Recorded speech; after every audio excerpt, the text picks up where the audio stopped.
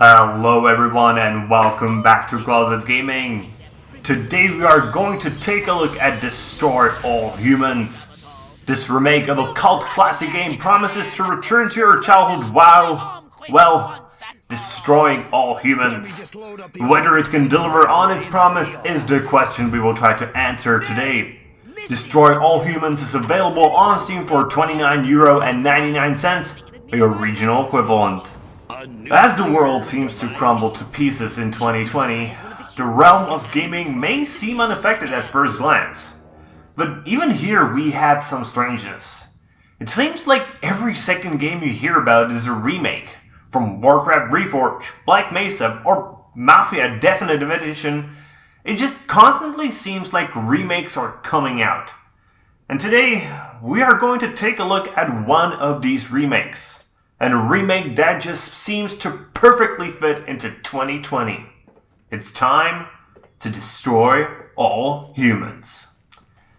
If you consider yourself to be part of the PC master race, and you never heard of Destroy All Humans, I don't blame you. The series has avoided PCs as if it was the coronavirus. It only visited console players twice, and then turned sour, and even the console players avoided it for its next two iterations. Yet, somehow, it managed to become quite famous and beloved. And what I need to say now is I personally did not play the original games. None of them. For a very simple reason. I was never a console player.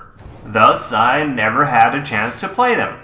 So, I'm going to be looking at Destroy All Humans through a set of completely fresh eyes. Destroy All Humans, at its core, is a semi-open world, third-person action game that originally came out at a time when GTA San Andreas ruled this genre.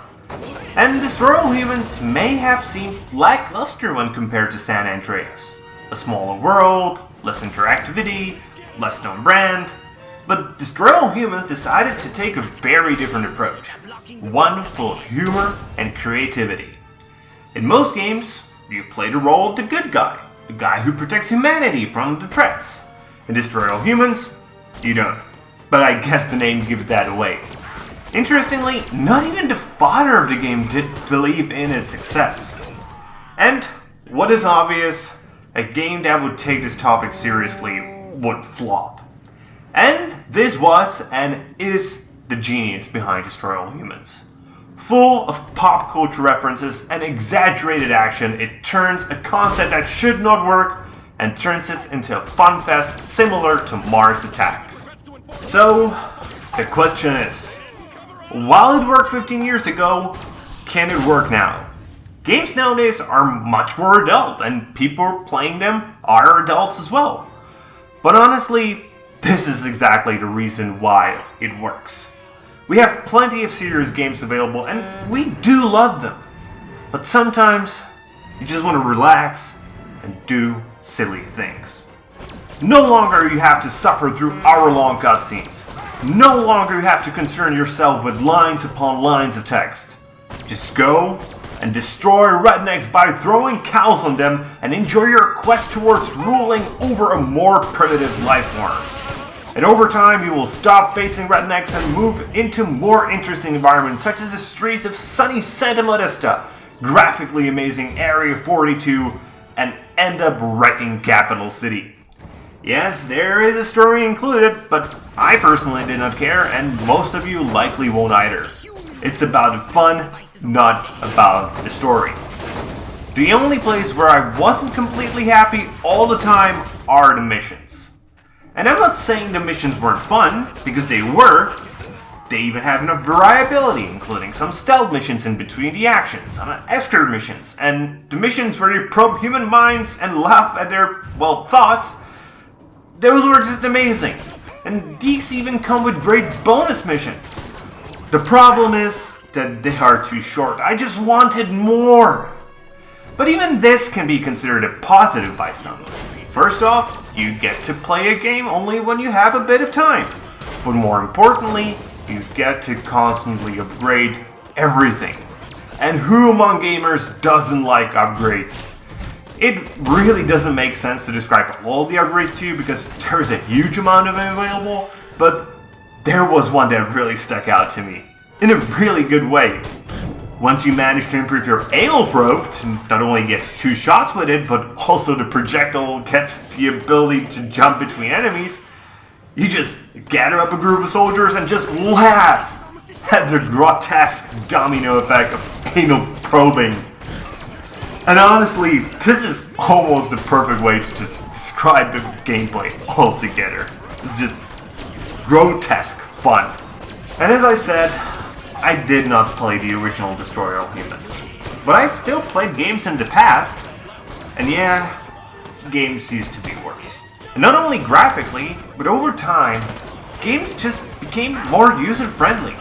And I'm happy to report that the remake embraced this.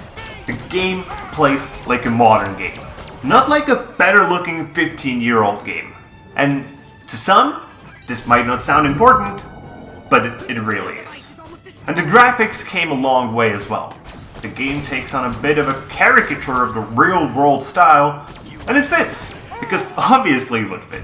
And you will enjoy every single moment of it. So, in conclusion, Destroy All Humans is like a trip to the past. Like, imagine there once was this place that sold the most amazing cookies ever. But when you were a kid. But then its owner got old and sold the place, and now there's a Starbucks there instead. And then suddenly, just right next door, the granddaughter of the original owner opened up a new place and is using her grandpa's old recipes. And you may be older and more mature, but sometimes a nostalgic treat is just the best. So yeah, if you want to have fun and destroy all humans, then go and buy Destroy All Humans.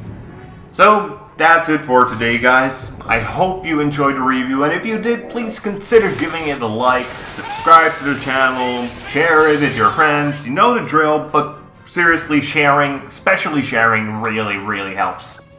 And comment if you have anything you would like to add. See you guys later with more gaming content.